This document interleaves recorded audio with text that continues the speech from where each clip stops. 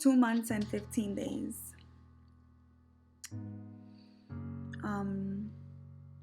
Today, it's just, I don't even know. This week has been difficult. I've struggled this week a lot. This Saturday is Angel's birthday, and just the thought of everything leading up to his birthday, he used to always act like he didn't care, like, oh, whatever, but he would get so excited when I would plan something for his birthday. He would always ask me, so what are we gonna do? And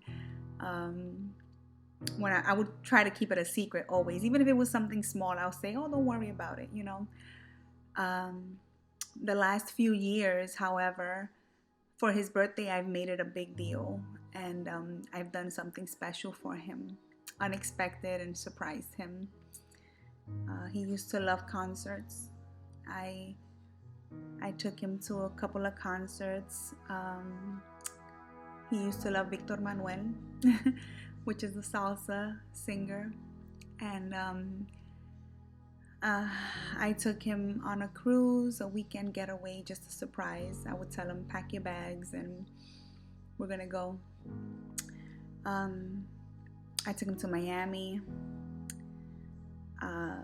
Just get in the car, let's go, and keep driving. And he's like, where are we going? Don't worry about it. Pack this, pack the other. We're gonna spend the weekend away, and just surprise him. And he would always get so excited, and I wouldn't tell him what we were gonna do wherever we're going. It was kind of like a surprise every day and everything that we did. So it's hard. This week is hard. Not having him here, not planning for his birthday.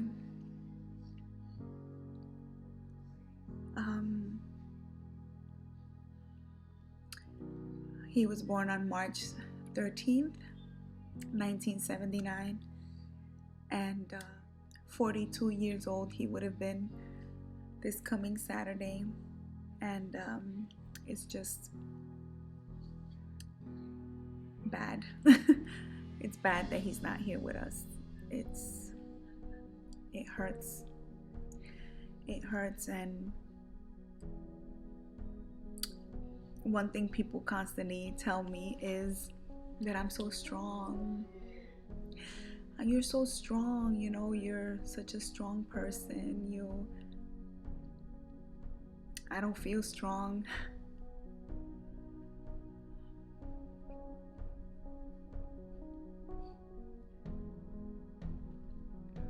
I miss him a lot. He wouldn't want us to be sad, and he wouldn't want us to stop living.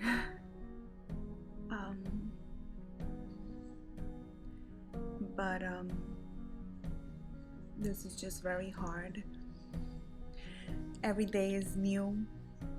Every day is, first it feels like a dream every morning, and not having him around. In the beginning, I didn't really have this happen to me, which now it's happening to me often. I constantly I want to pick up the phone to call him.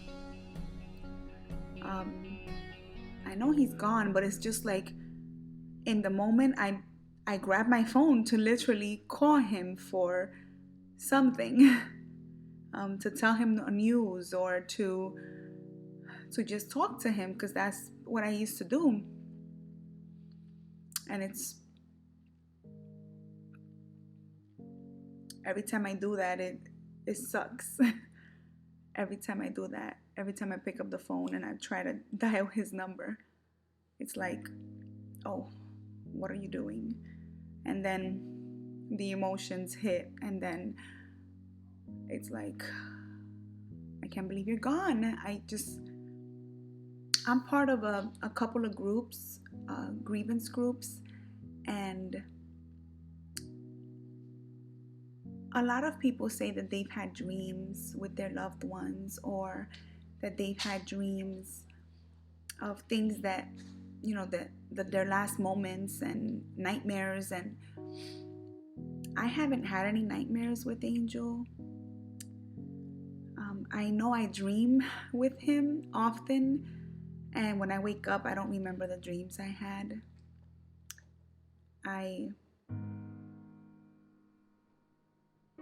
It still feels, every time I wake up, it still feels like news to me. I don't know how much longer it's going to feel that way.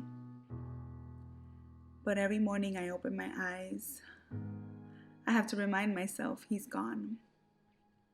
He's gone. He's gone. So one thing that I could say is I try my best not to think or meditate on the last moments.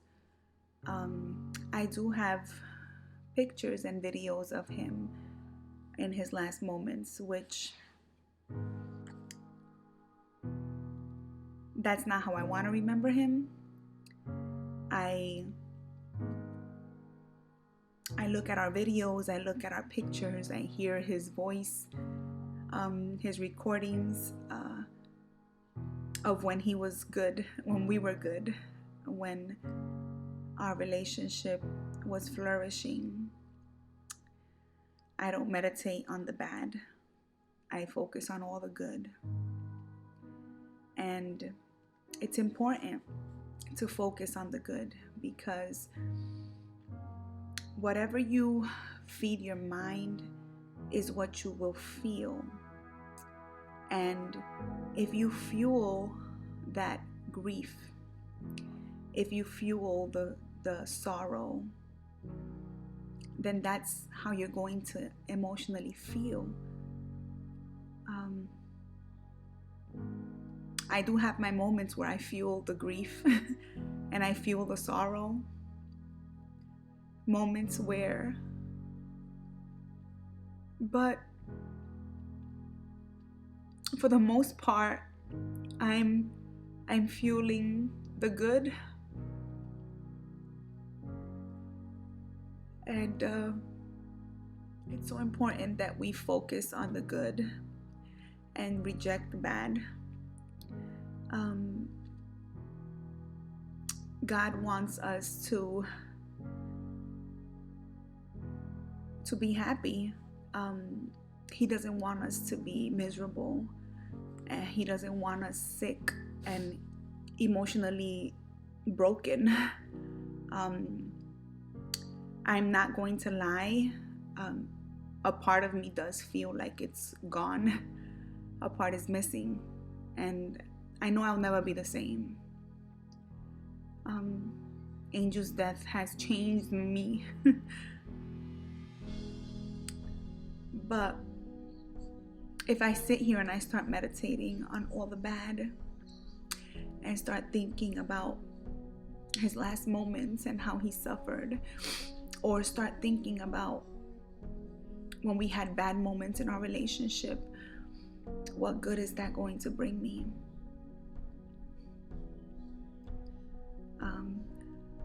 So I focus on the good, and I focus on his last words to me. Not how he looked, but what he said. And I thank God for that. And if anybody who's listening to this, if you have lost someone and you can't get around to finding any type of comfort or you just can't function, because there are days where I feel like I don't want to do anything. I feel like I just literally want to stay in bed and not go anywhere. and not talk to anyone and not do anything. And on those days is when I tell myself no, no. And I say, I need to walk in God's presence. I need to walk with God's strength. And I'm not going to let this break me.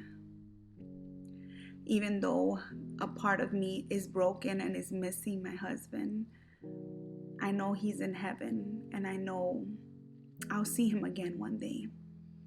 But if you're feeling like you don't want to get up, like you don't want to function, like you don't want to move, shake it off.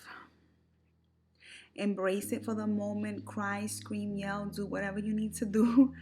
And wash your face, fix your hair, get dressed, and do something. Do something for you.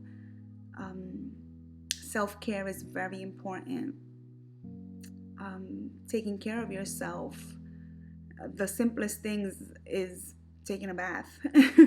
I know it sounds like, okay, everybody does that, but when you're grieving, when you're in such pain, days can go by without you realizing.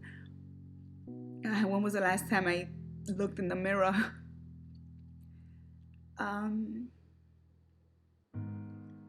And that's not healthy. And God has given you the opportunity to live on. He's given me the opportunity to live.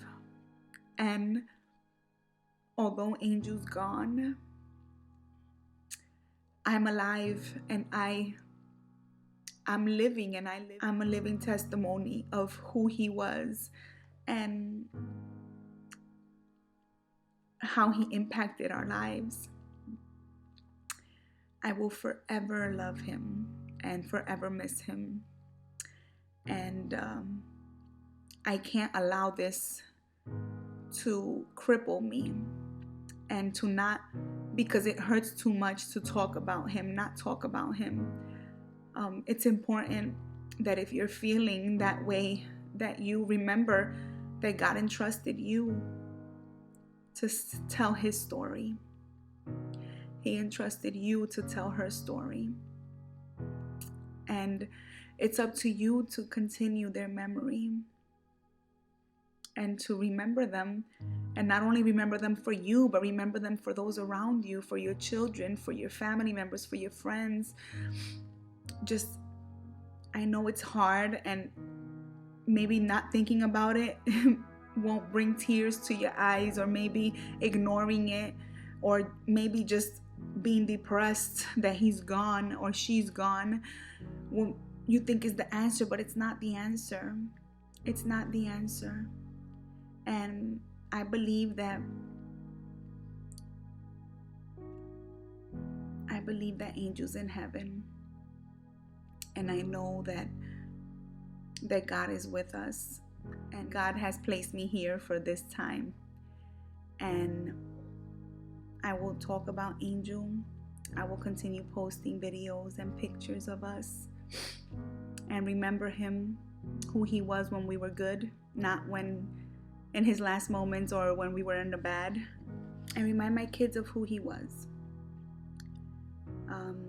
It's his birthday, and this weekend, and I can't I pray to God, and I pray to God, and I tell God, God, let the angels sing him happy birthday. And I will continue to share our story. And today I feel better than I did yesterday.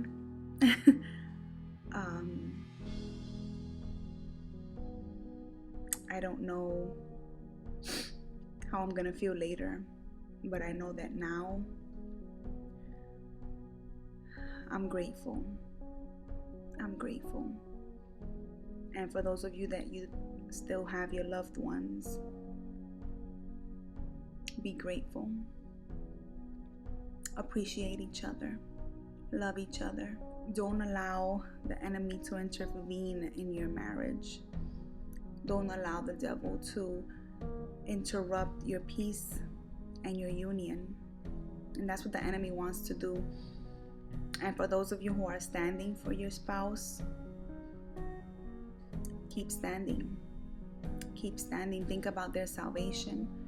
Think about where would they spend eternity. Pray for them and pray for yourself, and don't allow the sadness to take over. Remember, your joy comes from God. It doesn't come from your spouse. Your joy comes from the Lord. And Angel wasn't my God. So I cannot allow this sadness to take over my life. It's part of me now. And yes, it hurts. And some days is more evident than others, but God has given me the opportunity to tell his story. And somebody asked me a few days ago, where's my wedding ring? Why I don't wear my wedding ring. Stopped wearing the ring, and I would just wear it on occasion. However, now I heard about the widow's ring, and I'm like, what is that? So the widow's ring isn't on your left hand, it's on your right hand. And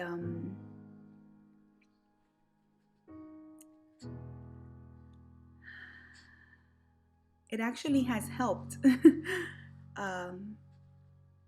because it reminds me that he's a part of me. And I tried to put my wedding ring on after he passed, because I would wear it on occasion. And I tried to put it on, and it felt so bad. It just kept reminding me that I'm not a wife anymore.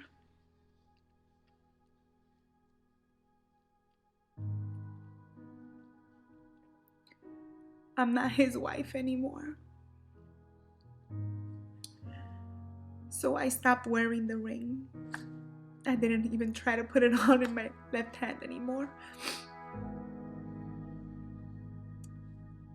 But I got my widow's ring on.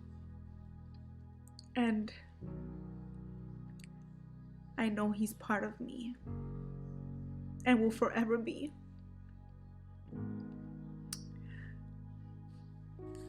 That's my rant for today.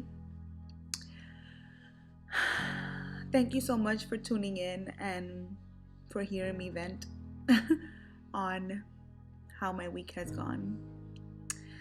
I may record again on Angel's birthday. I'm not sure yet. Let's see how much of a mess I'm gonna be. Thank you so much for listening to my story and our story. Thank you so much for your words of encouragement and your love and support.